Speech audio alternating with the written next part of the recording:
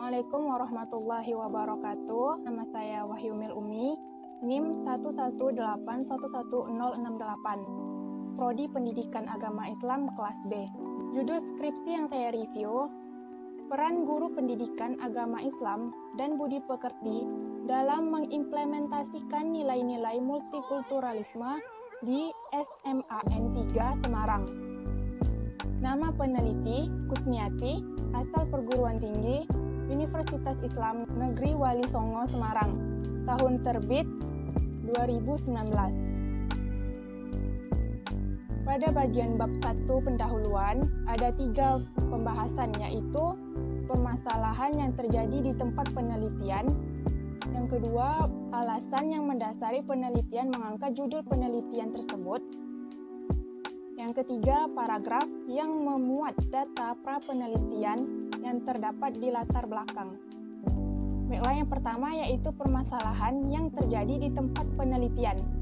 Dengan keberagaman etnis, ras, budaya, bahasa, dan agama, bukan tidak mungkin terjadi perbedaan dan konflik sosial yang ada di masyarakat. Adanya perbedaan mencolok dari segi perbedaan status sosial mengakibatkan anak-anak menjadi kurang percaya diri dan terdapat pemisah dalam segi kemampuan antar siswa.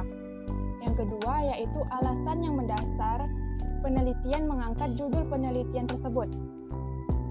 SMAN 3 Semarang merupakan sekolah yang multikultural, di mana terdapat banyaknya keanekaragaman yang ada di dalamnya.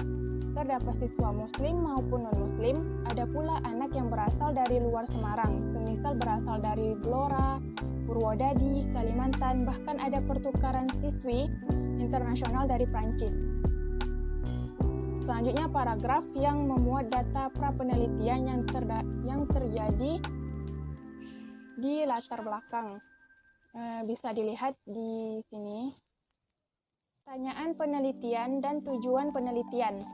Di sini ada 3 pertanyaan dan ada 3 juga tujuan penelitian.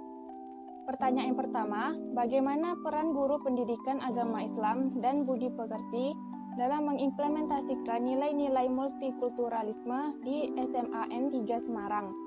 Pertanyaan yang kedua, apa saja faktor pendukung dan penghambat peran guru pendidikan agama Islam dan budi pekerti dalam mengimplementasikan nilai-nilai multikulturalisme di SMAN 3 Semarang? Pertanyaan yang ketiga, bagaimana solusi mengenai faktor penghambat peran guru pendidikan agama Islam dan budi pekerti dalam mengimplementasikan nilai-nilai multikulturalisme di SMAN 3 Semarang? Selanjutnya, tujuan penelitian. Tujuan yang pertama yaitu untuk mengetahui bagaimana peran guru pendidikan agama Islam dan budi pekerti dalam mengimplementasikan nilai-nilai multikulturalisme di SMAN 3 Semarang.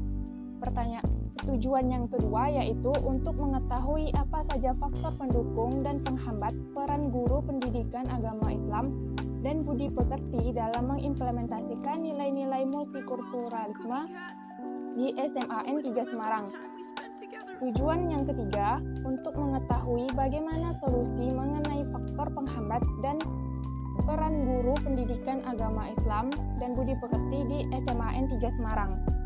Komentar saya pada bagian ini yaitu, peneliti memfokuskan pada peran guru PAI dalam mengimplementasikan nilai-nilai multikulturalisme, faktor pendukung dan penghambat guru PAI dalam mengimplementasikan nilai-nilai multikulturalisme dan solusi dari penghambat peran guru tersebut. Maka pertanyaan dalam skripsi ini sudah sangat baik. Begitu juga dengan tujuan penelitian juga sangat baik karena tujuannya sejalan dengan pertanyaan. Selanjutnya yaitu pada bagian manfaat penelitian. Di sini ada 2 manfaat. Yang pertama secara teoritis. Uraian manfaatnya, hasil penelitian ini diharapkan dapat memberi kontribusi keilmuan terutama mengenai peran guru pendidikan agama Islam dan budi pekerti dalam mengimplementasikan nilai-nilai multikulturalisme di SMAN 3 Semarang. Dan secara praktis ada 2 di sini, yaitu yang pertama bagi penulis dan bagi pembaca. Bagi penulis dapat menambah menambah pengetahuan sebagai bekal dalam menerapkan ilmu yang telah diperoleh di bangku perkuliahan apabila nantinya berkecimpung di dunia pendidikan.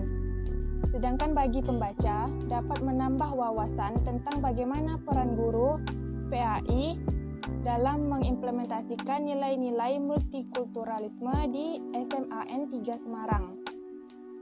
Komentar saya pada bagian ini, yaitu pada bagian manfaat penelitian ini sudah sangat baik dalam menyampaikan manfaat penelitiannya. Karena memuat manfaat kontribusi keilmuan terutama mengenai peran guru PAI dalam mengimplementasikan nilai-nilai multikulturalisme di SMAN 3 Semarang. Landasan teori atau kajian teori. Pada landasan teori atau kajian pustaka sangat baik karena peneliti mencantumkan banyak buku-buku di dalam kajian pustakanya. Dan setiap kajian pustakanya diberikan footnote sehingga sangat memudahkan untuk mengetahui buku apa-apa saja yang menjadi rujukan dalam kajian pustaka. Pada bagian kajian penelitian terdahulu atau kajian penelitian relevan. Di sini peneliti mencantumkan 4 kajian penelitian terdahulu. Penelitian yang pertama yaitu penelitian dari Muhammad Badruzzaman, skripsi Fakultas Tarbiyah Institut Agama Islam Negeri Wali Songo Semarang, tahun 2011 dengan judul Pendidikan Multikultural Perspektif Surah Al-Hujurat ayat 13. Yang kedua, penelitian Sadudin, skripsi Fakultas Ilmu Tarbiyah dan Keguruan UIN Syarif Hidayatullah Jakarta tahun 2015 dengan judul Peran Guru Pendidikan Agama Islam di Sekolah Multikultural, Studi Kasus di SMP Mentari International School. 3. Penelitian dari Umi Mahmudah, skripsi Fakultas Ilmu Tarbiyah dan Keguruan UIN Maulana Malik Ibrahim, Malang tahun 2016 dengan judul Peran Guru PAI dalam mengimplementasikan nilai-nilai multikultural pada siswa melalui pembelajaran pendidikan agama Islam, studi kasus di Sekolah Mitra Harapan Madiun. Yang keempat, Muhammad Ihwan Harahap, skripsi Fakultas Ilmu Tarbiyah dan Keguruan UIN Sumatera Utara Medan tahun 2017 dengan judul Peran Guru PAI dalam menerapkan pendidikan multikultural di SMK, karya Bunda Medan Estate. Menurut saya pada bagian kajian penelitian terdahulu ini sudah sangat baik karena peneliti mendapatkan beberapa hasil penelitian yang senada dengan judul yang peneliti ambil, yaitu ada 4 penelitian terdahulu. Dan peneliti juga mencantumkan identitas lengkap dari peneliti. Dari penelitian terdahulu seperti nama peneliti, NIM, asal perguruan tinggi, tahun terbit skripsi, judul skripsi, dan juga persamaan dari karya skripsinya dengan skripsi penelitian terdahulu. Pada bab 3 yaitu metode penelitian. Pendekatan yang dilakukan penelitian yaitu fenomenologi, jenis penelitiannya yaitu kualitatif deskriptif. Sedikit komentar dari saya, pada bagian ini pendekatan penelitian dan jenis penelitiannya terbalik.